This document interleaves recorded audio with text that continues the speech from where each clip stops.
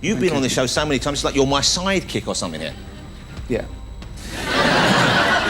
Now, Just show clips. A new series of extras starts this week. Congratulations on getting a second series, essentially, but also...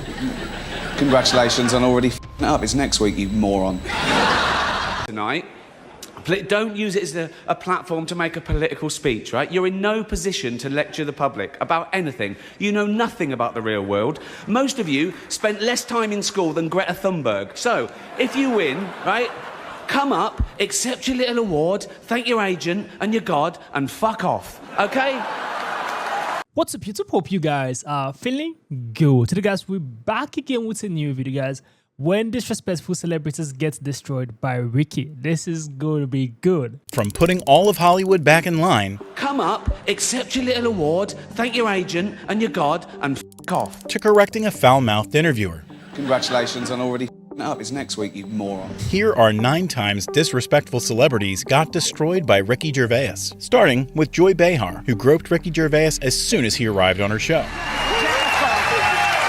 a germaphobe? Are you not a hugger? No, touching, you're germaphobe? No, they said keep it quick, just go and sit down. Oh, okay, so we can touch you? Yeah, of course. Oh, okay. I'm like, wow, you didn't know you were huggy. Because you gave hugs the last time you were here.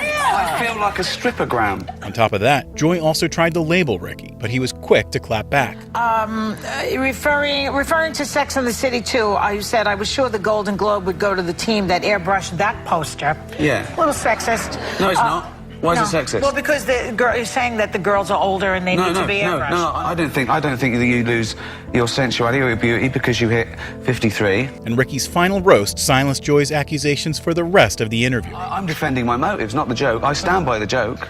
Yeah. I don't think I have anything to apologise for, but that's not the joke. I think if you're going to criticise, you've got to understand the joke. But that was not the only time Ricky had to swat down Joy's opinions on his humor. Well, when you go on the Golden Globes, a lot of time you are politically incorrect. That's the thing about offence, isn't it? When people say they're offended, it's that just because you're offended, it doesn't mean you're right.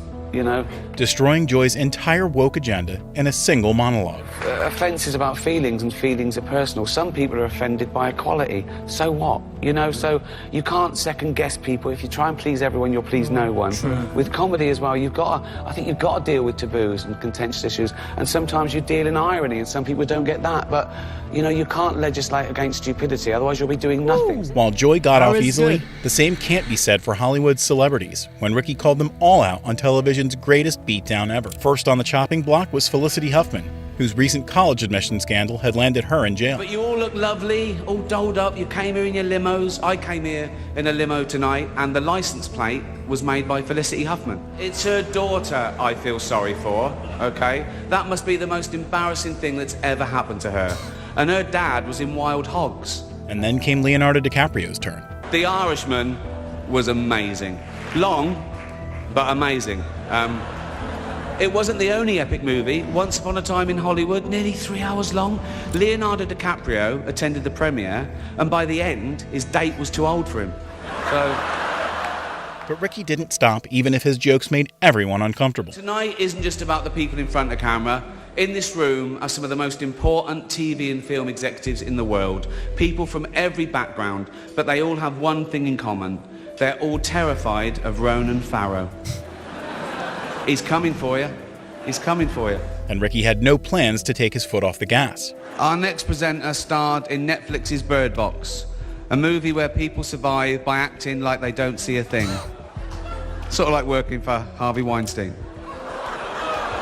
You did it. I didn't. You did it. Shut the f*** up. But after finishing with specific celebrities, Ricky put all of Hollywood in his scope. Yeah. So, if you do win an award tonight, don't use it as a platform to make a political speech, right? You're in no position to lecture the public about anything. You know nothing about the real world. Most of you spent less time in school than Greta Thunberg. So, if you win, right, come up, accept your little award, thank your agent and your God, and off, okay?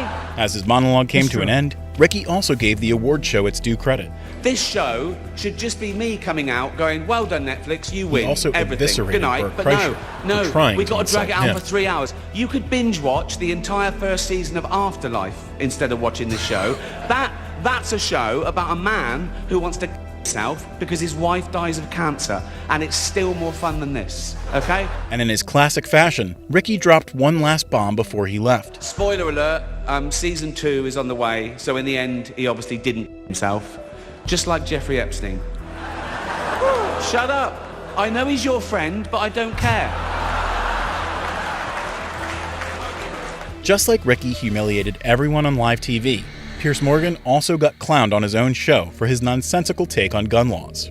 Iowa has been giving out gun permits to blind people, not just partially blind, but completely blind people who aren't allowed legally to drive cars. Well, their constitutional right would be damaged if, and they gave an example of, if they were fully sighted and used a gun, just because they lost their sight, why should they lose the constitutional right to continue having a gun? And it was enough for Ricky to school Piers on common sense. Yeah, well, it's a difficult one, but the short answer is because they can't see what they're shooting. I can't buy a Kinder Egg, I those love this little guy. He eggs does not with filter. little toys in, because it may choke me, so they're a health hazard. Dear America, please let Piers buy a Kinder Egg.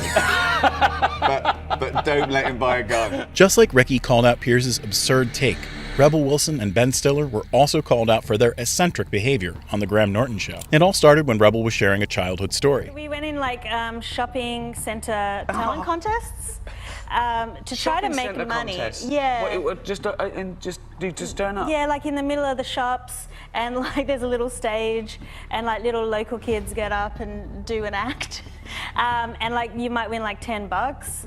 And her awkward story only created an open invitation for Ricky to roast her. I never knew you were this weird. Really? No, because you kept it. We worked together for a couple of days. And I know. You're absolutely mental. In a nice way? Yeah. But fortunately for Rebel, Ricky shifted his crosshairs when Ben Stiller was discussing a gift he received. And is it true that those prosthetic arms are there? Yes. Yeah, and when we wrapped that movie, Tom sent me as a gift those arms. What a beautiful in a case. gift. Yeah. I love it. And it's like he's smashing a Diet Coke can in the arms. So What would you use a Tom Cruise arm like that for, though? It's hard to know, is it? What good is that? Yeah. And Ricky couldn't help sneaking in a few more jokes. I collect stuff from movies, some of the stuff, movies I've done, but really mainly Star Trek memorabilia, because I love Star Trek. Oh, such a nerd. But when Ben continued sharing his Star Trek obsession, Ricky pulled his leg one last time. I love the original series, so I have, I have the Gorn head from the original series from the episode Arena, where... They know. I know, I'm just nodding. Oh, the Gorn head. The Gorn head. Okay. I have... What the Gorn head?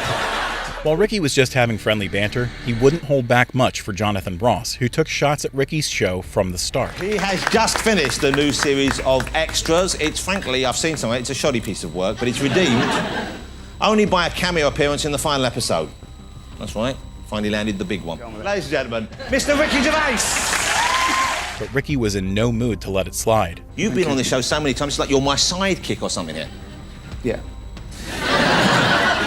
Now, Just show clips. A new series of extras starts this week. Congratulations on getting a second series, essentially, but also... Congratulations on already f***ing it up. It's next week, you moron. And Ricky quickly exposed Jonathan's TV reality side. It's a more traditional sitcom. It looks a bit postmodern with the sort of meta level of, a play within a play, but it's, we think it's funnier.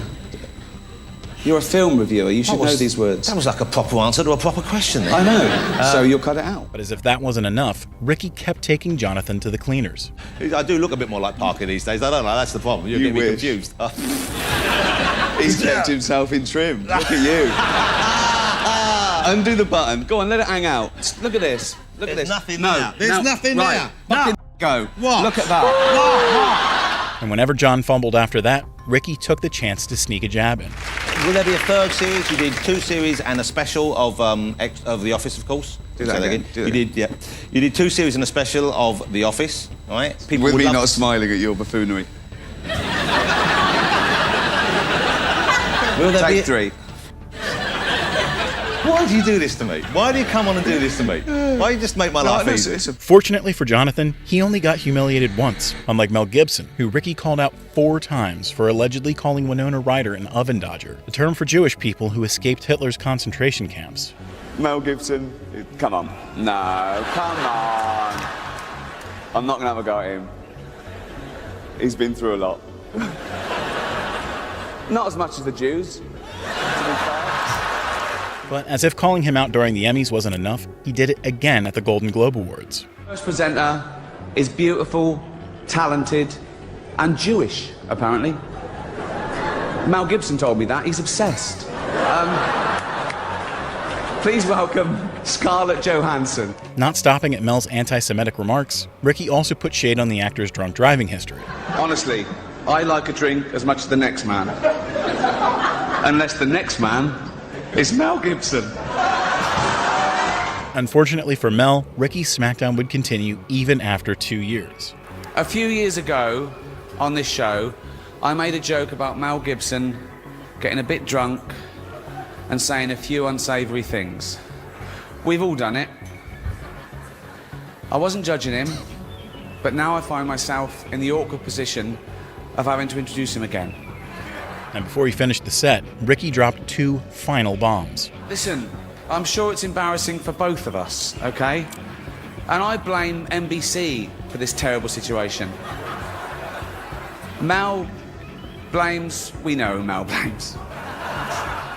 Mel's forgotten all about it, apparently. That's what drinking does. While Ricky destroyed Mel harshly, Stephen Colbert got his schooling politely when he debated Ricky on religion. I know that you're an atheist, correct? Yeah. Okay. People have been debating. That's the devil waiting for you in hell, by the way. Would you want to debate the existence of God? Okay. And while Ricky was proving his point, Stephen told Ricky something completely out of line. I don't need faith in science. I don't need faith to know that probably if I jump out of a window, every other time someone jumps out, they smash to the ground because of this thing called gravity. And I don't. then Satan would be raping you. But even though Stephen continued his unnecessary aggression, Ricky calmly educated him. Why is there something instead of nothing? That makes no sense You at all. have to answer my question. That's not the 2 choices. No, but the choices I'm giving you, I'm the host. Well, I don't... You want to concede the debate? Why is there something instead of why is there nothing? Why does the universe exist at all? Why is there something? But surely the bigger question is not why, but how. Well, why is irrelevant. And Ricky just didn't stop there. So, you believe in one God, I assume? In 3 persons, but go ahead. So basically, you believe in... You deny one less God than I do. You don't believe in 2,999 gods, and I don't believe in just one more. Right. Nevertheless, Stephen desperately tried to one-up Ricky. Everything in the universe was once crunched into something smaller than an atom. But you don't know that. Well... You're just believing Stephen Hawking, and that's a matter of faith in his abilities. Yes. You don't know it yourself. You're accepting that because someone told you. But what Stephen didn't expect was Ricky turning the tables on him. But science is constantly proved all the time. You see, if we take something like any fiction, in any holy book, in any other fiction, and destroyed it, okay, in 1,000 years' time, that wouldn't come back just as it was. Whereas if we took every science book, right, and every fact, and destroyed them all, in 1,000 years they'd all be back, because all the same tests would be the same result. Stephen wasn't the only late-night host to get schooled by Ricky, because he also taught Jimmy Fallon how to do comedy after his surprise appearance on The Tonight Show. You're accepting. Do it like it's your. Do it like you were clever enough to come up with this joke yourself. Okay. Before that moment, Ricky gave Jimmy a thoughtful gift. This is the Office box set. It's 10th anniversary of The Office. Yeah. I'll leave that with you. If you could hold that, that'd be great. If you could hold that. Only for Jimmy to do the unexpected. Appreciate it. Right. Cheers. Well, thank you so much. See you later.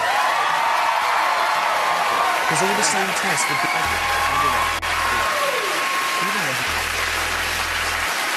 All right, guys. Hey, Nevertheless, Ricky stayed on the set to listen to Jimmy's jokes.